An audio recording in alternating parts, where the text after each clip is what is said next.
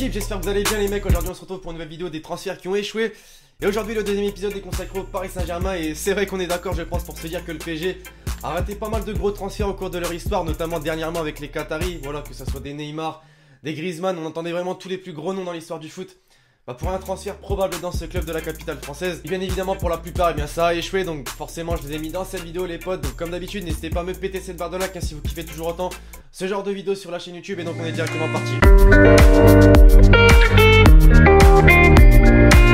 On est parti avec le premier transfert échoué de cette vidéo les amis, qui est tout simplement Neymar, forcément le joueur brésilien du FC Barcelone, qui c'est vrai à de nombreuses reprises aurait pu rejoindre le Paris Saint-Germain, ou en tout cas c'est ce que souhaitait le club de la capitale. Malheureusement jusqu'ici ça ne s'est pas concrétisé, notamment lors du mercato estival 2016 où le PSG a vraiment mis la barre très haute, puisqu'ils ont proposé 190 millions d'euros au FC Barcelone pour recruter le joueur brésilien, et en plus de ça il lui aurait proposé un salaire de 40 millions d'euros par an, donc beaucoup plus que ce qu'il perçoit au Blaugrana. Mais encore une fois on connaît tous sa décision les amis, il a décidé de prolonger jusqu'en 2021 avec le FC Barcelone et a donc préféré conserver son salaire actuel pour rester au Barça. Donc en fait voilà, il ne manquait qu'un feu vert on va dire du joueur brésilien pour un transfert vers le club de la capitale. Une chose est sûre, si le PSG veut encore se le procurer dans les années à venir, ils vont devoir vraiment mettre le paquet, puisque d'année en année en fait sa clause libératoire elle augmente, c'est-à-dire qu'avec son nouveau contrat sa clause libératoire elle est fixée à 200 millions d'euros, sauf que l'année prochaine elle sera à 222 millions et l'année suivante à 250 millions d'euros. Donc vous imaginez qu'ils vont devoir faire le gros chèque et ça m'étonnerait fortement qu'ils en soient capables. Ensuite les gars, on trouve un joueur pépite qui fait fureur ces derniers temps à l'AS Monaco, tout simplement Kylian Mbappé, qui aurait pu bel et bien rejoindre le Paris Saint-Germain, notamment lorsqu'il avait 14 ans, c'est-à-dire en 2013, puisque avant de rejoindre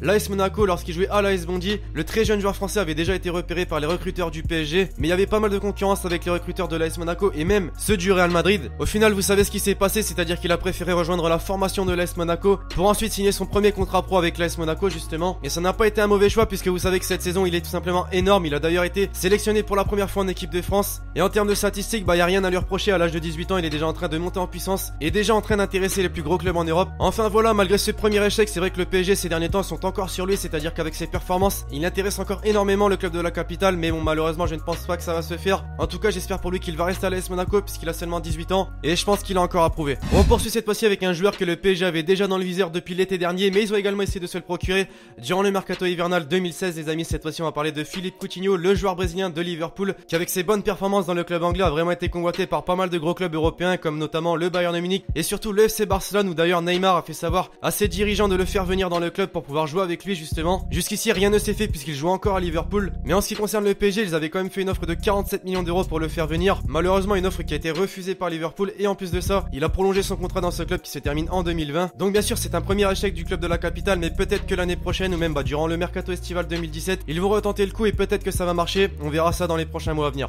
Après avoir réalisé une excellente saison l'année dernière, notamment avec l'Atlético Madrid ou même lors de l'Euro 2016 avec l'équipe de France, désormais on va parler de Antoine Griezmann, qui faisait également partie des joueurs convoités par le Paris Saint-Germain les mecs, puisque la barre des 100 millions d'euros qui était sa clause libératoire n'a pas empêché le club français de s'intéresser à ce joueur. Encore une fois vous savez comment s'est conclu ce dossier, c'est-à-dire que l'attaquant n'a pas tenu compte de cette offre et a prolongé son aventure du côté de Madrid. Et il y a un truc qui aurait pu vraiment changer les choses les mecs, c'est tout simplement que le PSG avait également misé sur Diego Simeone, l'entraîneur de l'Atlético Madrid. Malheureusement ils ont opté pour Unai Emery, et donc Antoine Griezmann les mecs a fait savoir qu'avant de résigner son nouveau contrat il voulait être sûr en fait que Simeone restait dans le club madrilène. Donc comme quoi si le club français avait réussi à se procurer Simeone, il y avait peut-être une chance pour Antoine Griezmann. Dommage encore une fois pour le PSG. Alors c'est vrai que ce n'est pas le joueur le plus aimé dans le football et notamment des supporters parisiens, c'est d'ailleurs peut-être le joueur le plus détesté actuellement, tout simplement Diego Costa les mecs, qui aurait pu bel et bien également rejoindre le Paris Saint-Germain en 2016 pour concurrencer Edinson Cavani. Unai Emery avait même apparemment validé cette piste, mais ça ne s'est pas fait tout simplement puisque du côté de Chelsea il souhaitait recruter Romelu Lukaku. Le transfert ne s'est pas fait et donc Antonio Conte a décidé de conserver le joueur espagnol. Alors est-ce que Diego Costa au PSG ça aurait donné quelque chose? Je ne sais pas du tout, dites-moi dans les commentaires les parisiens. En tout cas ça aurait été vraiment bizarre, parce que lors des PSG Chelsea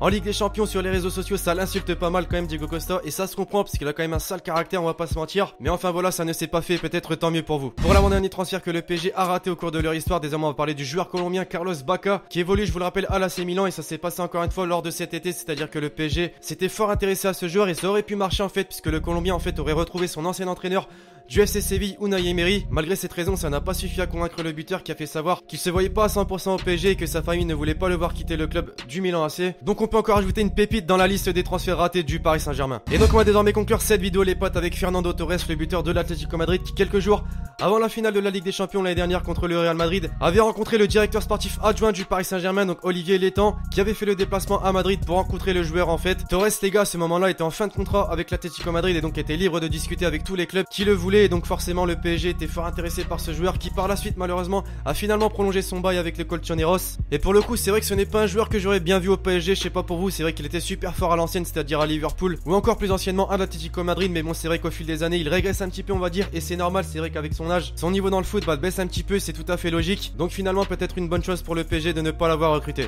Donc voilà l'équipe, cet épisode est déjà terminé, je compte sur vous comme d'habitude si vous avez kiffé cette vidéo à me péter cette barre de like, et donc écoutez d'ici là je vous dis à la prochaine pour une nouvelle vidéo, c'était Alexis. Ciao, ciao.